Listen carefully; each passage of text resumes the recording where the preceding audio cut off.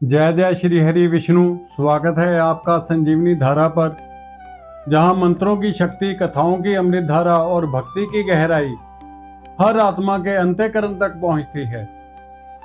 यह सिर्फ एक चैनल नहीं, एक यात्रा है उस दिव्यता की ओर जहां आत्मा को मोक्ष की आहट सुनाई देती है। आज हम चर्चा कर रहे हैं उस एकादशी की जिसके पुण्य से तीनों लोक कंपन करने लगते हैं। जिस दिन का व्रत केवल पापों को क्षमा नहीं करता बल्कि उन्हें जड़ से उखाड़ फेंकता है, यह है अपरा एकादशी, जिसे अचला एकादशी भी कहा जाता है। अचला यानी अचल पुण्य, जो कभी डगमगाता नहीं। एक बार धर्मराज युधिष्ठिर ने अत्यंत भक्ति भाव से भगवान श्री कृष्ण से प्रश्न किया, हे माधव, आपने मोहिनी एकादशी की महिमा सुनाई, अब कृपा कर बताइए ज्येष्ठ कृष्ण पक्ष की एकादशी कौन सी है, उसकी कथा और व्रत की विधि क्या है। भगवान श्री कृष्ण मुस्कुराए, मानो किसी दिव्य रहस्य का उद्घाटन करने जा रहे हों, और बोले, हे राजन, यह एकादशी अपरंपार पुण्य देने वाली है। इसका नाम है अपरा एकादशी। जो इसका व्रत करता है वह न केवल पवित्र होता है बल्कि ऐसा यश प्राप्त करता है जो मृत्यु के पार भी उसका साथ देता है। यह व्रत नहीं, जीवन को प्रकाशित करने वाली अलौकिक ज्योति है। जहां धर्म डगमगाता है वहां यह व्रत स्थिरता देता है। इस दिन पूजन होता है भगवान विष्णु के त्रिविक्रम रूप का, जिसमें समाहित हैं विठल जी की करुणा, बालाजी की अचल शक्ति और नारायण की दिव्य कृपा। एक व्रत, तीन वरदान, यश, पाप मुक्ति और मोक्ष। एक व्रत, 1000 पापों पर भारी। जो पाप इस व्रत से मिटते हैं, ब्रह्म हत्या, पर स्त्री गमन, झूठी गवाही, गुरु की निंदा, युद्ध से पलायन, झूठे शास्त्रों का पाठ। यह व्रत है सूर्य की तरह जो पापों के तम को भस्म कर देता है। क्या आप जानते हैं कि प्रयागराज में मकर संक्रांति पर स्नान, कुंभ में बद्रीनाथ केदार के दर्शन, गंगा तट पर पिंडदान, शिवरात्रि का निर्जल व्रत, अर्ध प्रसूता गाय का दान, इन सब का जितना पुण्य है उतना ही पुण्य मात्र एक दिन अपरा एकादशी के व्रत से प्राप्त होता है। यह व्रत है पाप रूपी वृक्ष को काटने वाली कुल्हाड़ी। जब जब हम अपरा एकादशी का नाम लेते हैं तो ये केवल एक तारीख नहीं होती, ये आत्मा के उस मोड़ की याद दिलाती है जहां भक्ति, प्रायश्चित और मोक्ष एक ही रास्ते पर साथ साथ चलते हैं। ये व्रत सिर्फ पेट से उपवास नहीं है, ये पाप से उपेक्षा का ऐलान है। हम सबके जीवन में कुछ कर्म ऐसे होते हैं जो अनजाने में भी अपराध बन जाते हैं और कुछ जो बहाने बनाकर किए जाते हैं। पर याद रखिए, ईश्वर की दृष्टि में ना कोई सीसीटीवी जरूरी है, ना कोई गवाह। वो सब जानता है, सब देखता है। इसलिए शास्त्रों ने हमें दिए हैं व्रत, उपवास, दान और पूजा जैसे शुद्धिकरण के औजार। ये केवल परंपरा नहीं, ये आत्मा की डिटॉक्स थेरेपी है।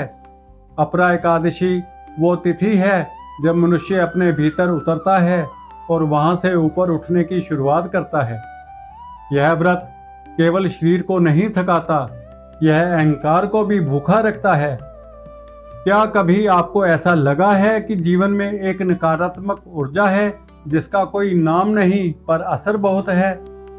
वो संयोग नहीं, संकेत है। संकेत उस अज्ञात बोझ का जो हमारे पूर्व जन्मों के कर्मों से लद चुका है। शास्त्र कहते हैं पाप दिखाई नहीं देते लेकिन जीवन में उनकी परछाई बहुत गहरी होती है। अपरा एकादशी का व्रत उन्हीं अदृश्य पापों की जड़ों को काटता है। यह व्रत कोई दिखावटी कर्मकांड नहीं बल्कि वो दीप है जो भीतर के अंधकार को जलाकर रोशनी में बदल देता है। आज का इंसान बिजी है, पर आत्मा की कॉल को मिस्ड कॉल बनाना कहीं ज्यादा खतरनाक है। हम भाग रहे हैं, पर किस ओर? हम थक रहे हैं, पर किस कारण? और जब जवाब नहीं मिलता, तब अपरा एकादशी जैसे व्रत एक ब्रेक नहीं, बल्कि एक ब्रह्म रिसेट बटन बन जाते हैं। शास्त्र क्या कहते हैं? जो कुछ घटता है वो सिर्फ संयोग नहीं, बल्कि पूर्व जन्म का बीजारोपण होता है। इसलिए जब आप यह व्रत करते हैं तो आप सिर्फ खाने से परहेज नहीं करते, बल्कि पापों से परहेज की प्रतिज्ञा करते हैं। यह व्रत है विद्यार्थियों के लिए फोकस और स्मृति शक्ति का बूस्टर, गृहस्थों के लिए शांति और सामंजस्य का सूत्र, साधकों के लिए वैकुंठ की सीढ़ी, और सबसे बड़ी बात, यह व्रत नजर नहीं आता लेकिन असर जरूर दिखाता है। जो इसे श्रद्धा से करता है उसे केवल पुण्य नहीं मिलता, बल्कि जीवन की गाड़ी में एक डिवाइन फ्यूल भरता है। अपरा एकादशी वो व्रत है जो उन दोषों को भी मिटाता है जो ना समाज जानता है और ना संसार, सिर्फ आत्मा जानती है। यह व्रत एक मौन संवाद है जहां शब्दों की नहीं, संवेदनाओं की पूजा होती है। कोई शोर नहीं, कोई प्रदर्शन नहीं, सिर्फ समर्पण।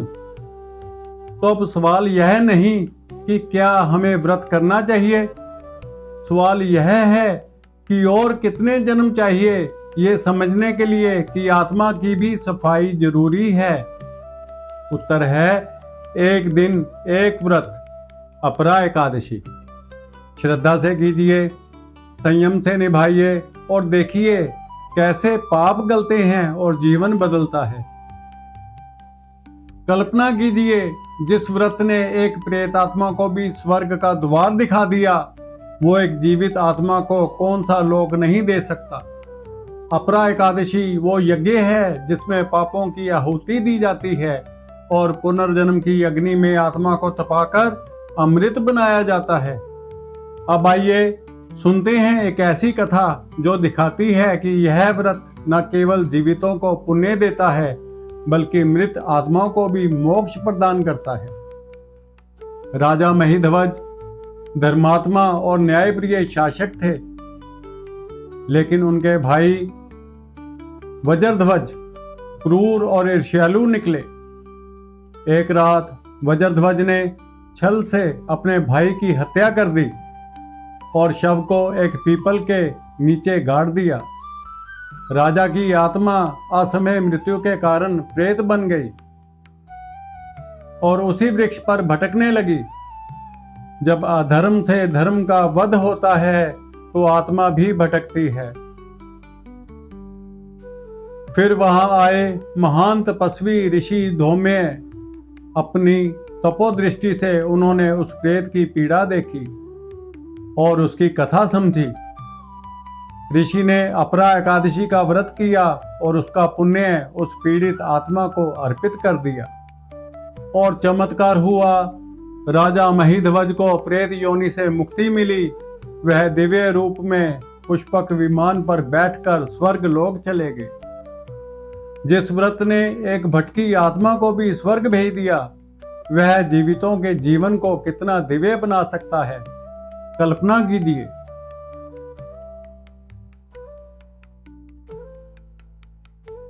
ऐसे करें अपरा एकादशी का व्रत।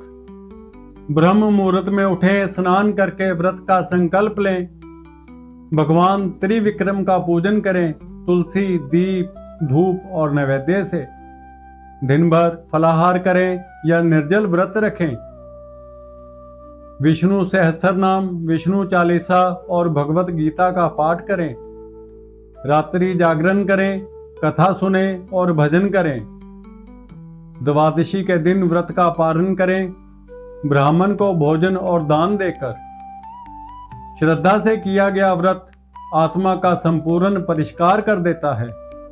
अपरा एकादशी वो शक्ति है जो प्रेत को स्वर्ग और जीव को वैकुंठ दिला सकती है।